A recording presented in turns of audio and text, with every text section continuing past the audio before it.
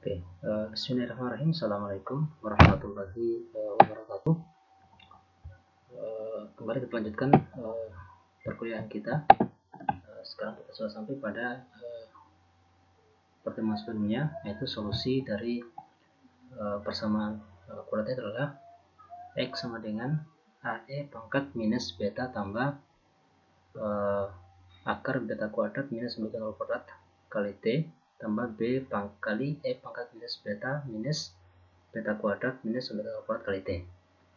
Nah, sekarang kita akan misalkan bahwa jika omega 0 kuadrat itu dia lebih besar dari beta kuadrat, maka persamaan yang ini itu kita modifikasi atau tuliskan menjadi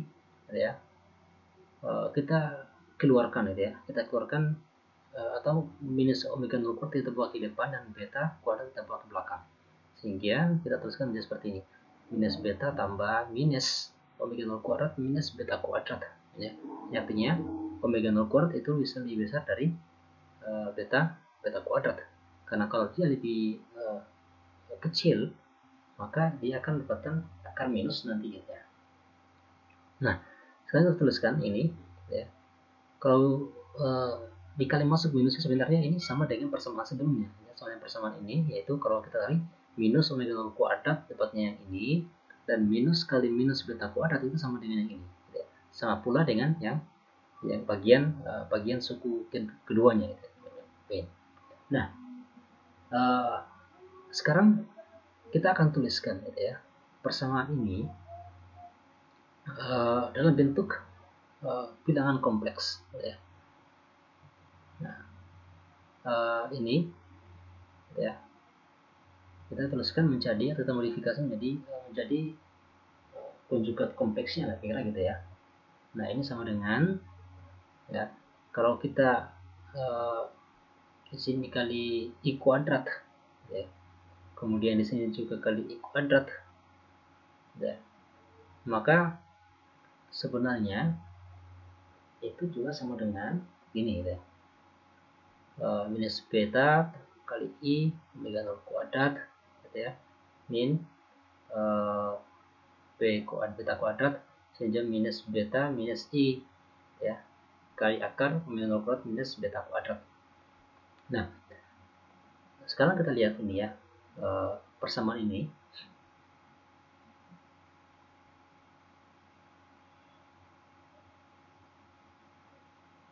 Kita kan sudah tahu bahwa I kuadrat itu adalah sama dengan minus 1, sama dengan minus 1. Nah, sebenarnya di sini itu tidak lain adalah min 1 Kalau kita tuliskan di sini kan sebenarnya min 1. Ini juga min 1. Nah, min 1 itu sama dengan I kuadrat. Kalau kita tuliskan misalkan di sini I kuadrat. Nah, I kuadrat itu akarnya itu berarti kalau coba akarnya sama dengan I Nah, jadi I-nya keluar, ini juga I-nya keluar kali I-nya, gitu. Nah, sekarang kita tuliskan bahwa jika omega 0 kuadrat minus beta kuadrat itu sama dengan omega kuadrat, atau omega itu sama dengan akar omega 0 kuadrat minus beta kuadrat, maka persamaan ini sekarang kita tuliskan menjadi seperti ini.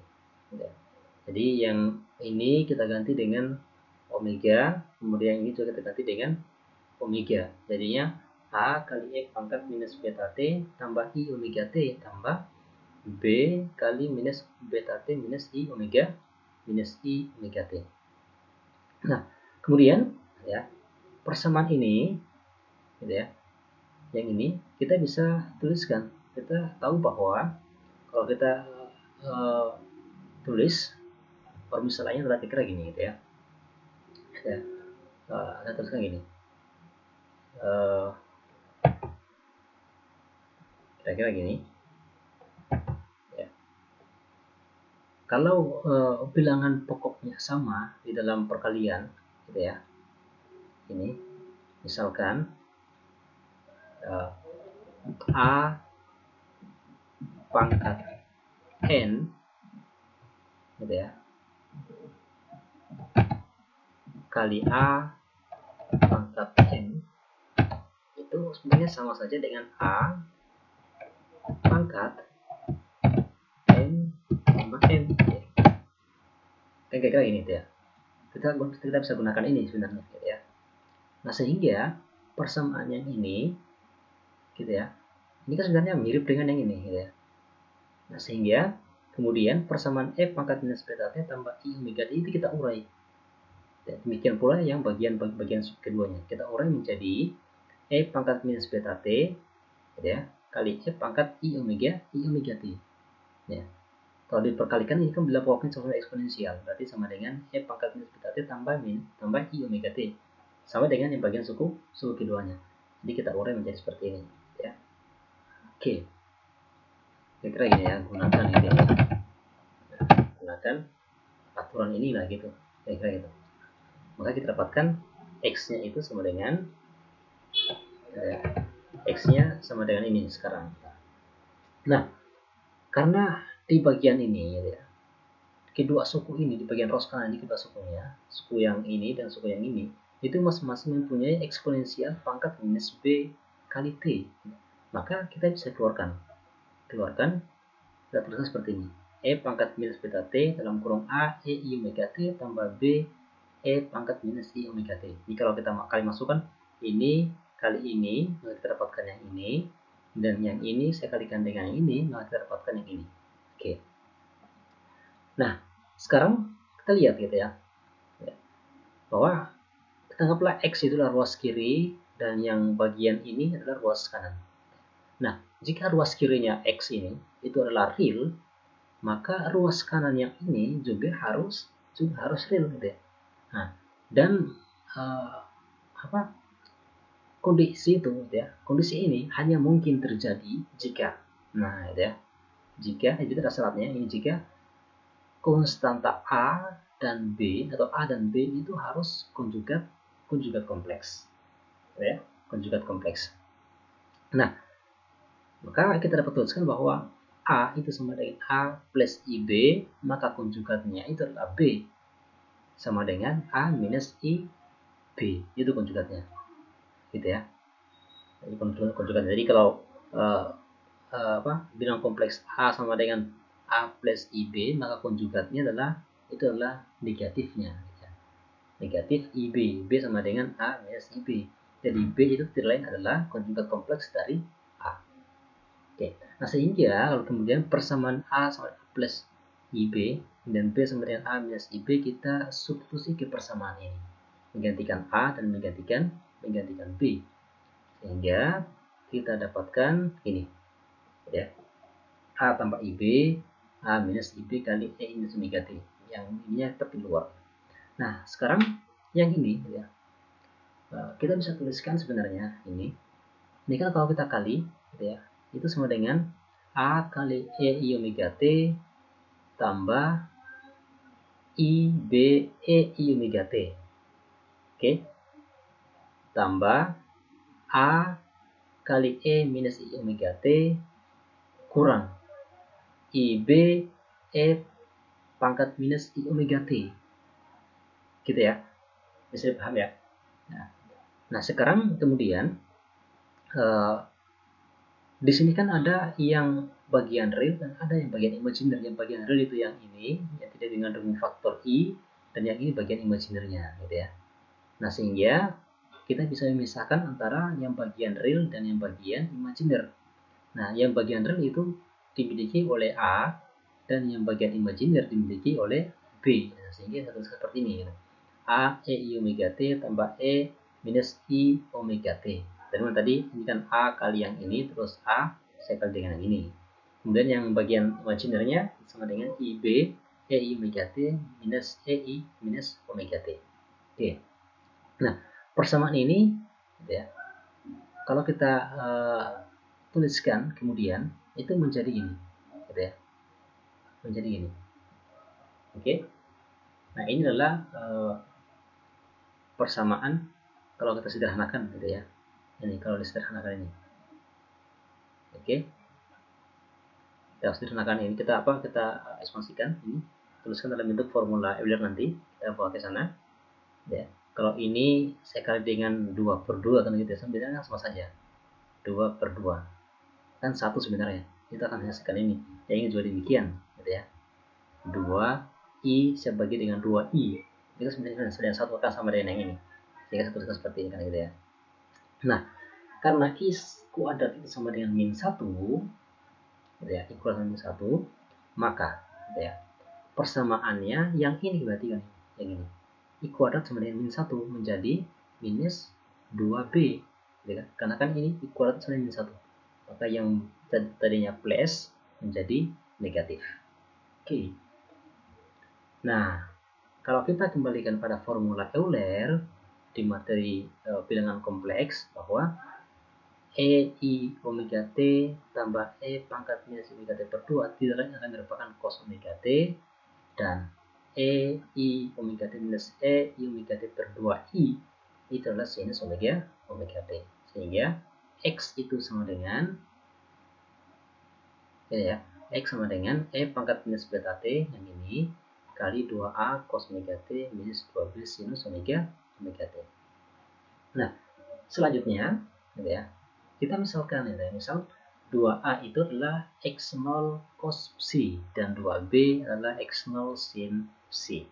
Berarti ini bagian sumbu X-nya, yang ini bagian sumbu Y-nya, kira gitu ya. Nah, dengan X0 itu adalah ini X0 itu ini berarti itu adalah R-nya gitu ya. R-nya.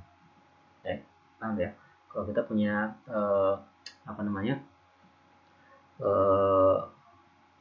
Menggunakan dalil Pitagoras gitu ya, segitiga siku-siku itu, bahwa kalau X itu sama dengan R kosinus psi, kalau Y itu sama dengan X R sinus psi. Nah, di sini sebenarnya 2A itu adalah X gitu ya, sumbu X-nya, X0 itu adalah R-nya begitu. Sama juga demikian ini Y-nya, yang ini juga R-nya. Nah, sehingga kita tuliskan bahwa dan R itu adalah sama dengan gitu ya, R kuadrat itu sama dengan X kuadrat tambah Y kuadrat. Oke. Nah, itu artinya berarti X0 sama dengan 2A kuadrat berarti 4A kuadrat, dan Y-nya gitu ya, 4B kuadrat. Atau karena sini 4, di sini 4, akar 4 sama dengan 2, berarti 2 keluar 2A kuadrat tambah B kuadrat, dan nah apa namanya, psi-nya gitu, itu sama tidak lain adalah y per x ya. Jadi tangin psi itu sama dengan y per x, tidak lain itu adalah